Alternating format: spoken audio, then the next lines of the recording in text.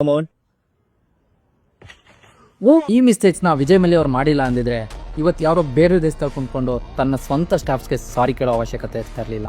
Vijay Mallya billionaire to banker. ಏನಕ್ಕೆ ಅವ್ರು ಮಾಡಿದ ಈ 5 ಮಿಸ್ಟೇಕ್ಸ್ ನಾನು ಹೇಳ್ತೀನಿ. 4th ಒನ್ ಮಾತ್ರ ಈವನ್ ನಾರ್ಮಲ್ ಜನ ಮಾಡಿದ್ರು ಕೂಡ ಮಠ ಸೇರಬೇಕಾಗುತ್ತೆ.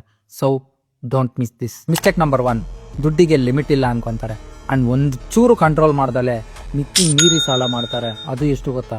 9,000 ಕೋಟಿಗಿಂತ ಜಾಸ್ತಿ. ಮಿಸ್ಟೇಕ್ ನಂಬರ್ 2, ಜಿಟ್ ಕಂಪ್ನಿ ಶುರು ಮಾಡಿದ್ದು ಆ್ಯಂಡ್ ಈ ಲೋ ಮಾರ್ಜಿನ್ ಇಂಡಸ್ಟ್ರಿನ ಸರಿಯಾಗಿ ಅರ್ಥ ಮಾಡ್ಕೊಳ್ಳೋದ್ರಲ್ಲಿ ಎಡವಿತ್ತು. ಮಿಸ್ಟೇಕ್ ನಂಬರ್ 3, ಪ್ರೆಸ್ಟೀಜ್ಗೋಸ್ಕರ ಏರ್ ಡೆಕ್ಕನ್ನ ತಗೊಂಡಿದ್ದು.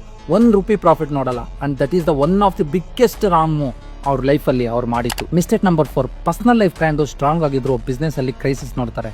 ಯಾಕಂದರೆ ಅವ್ರ ಫೋಕಸ್ಸು ಲಕ್ಸುರಿ ಲೈಫ್ ಸ್ಟೈಲ್ ಮೇಲೆ ಇರುತ್ತೆ, while company blood cash. Mistake number 5, right ಟೈಮಲ್ಲಿ ಡೈರೆಕ್ಷನ್ ಚೇಂಜ್ ಮಾಡ್ಬೋದಿತ್ತು, ಅದ್ರ ಬದಲು ಬಿಸ್ನೆಸ್ ಸೆನ್ಸ್ ಬಿಟ್ಟು ಈಗೋನ ಚೂಸ್ ಮಾಡ್ತಾರೆ. ಸೊ ನೀವೇನಾದರೂ ಮಾಡ್ತಾ ಇದ್ದೀರಾ ಅಂಡ್ ಮಾಡಬೇಕು ಅಂದ್ಕೊಂಡಿದ್ದೀರಾ, ಈ ಮಿಸ್ಟೇಕ್ಸ್ನ ಅವಾಯ್ಡ್ ಮಾಡಿ. ಆ್ಯಂಡ್ ಇನ್ನೊಂದು ವಿಷಯ ಹೇಳ್ತೀನಿ, ಲರ್ನಿಂಗ್, ಅಡಾಪ್ಟಿಂಗ್ ಆ್ಯಂಡ್ ಸರ್ವೈವಿಂಗ್.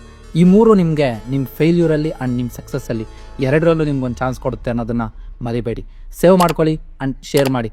ಇದೆಲ್ಲ ನಿಮ್ಮ ಫ್ಯೂಚರಲ್ಲಿ ಒಂದಿನ ಪಕ್ಕ ಹೆಲ್ಪ್ ಆಗುತ್ತೆ. ಸೊ ಅಷ್ಟೇ, ಮತ್ತೆ ಸಿಗ್ತೀನಿ.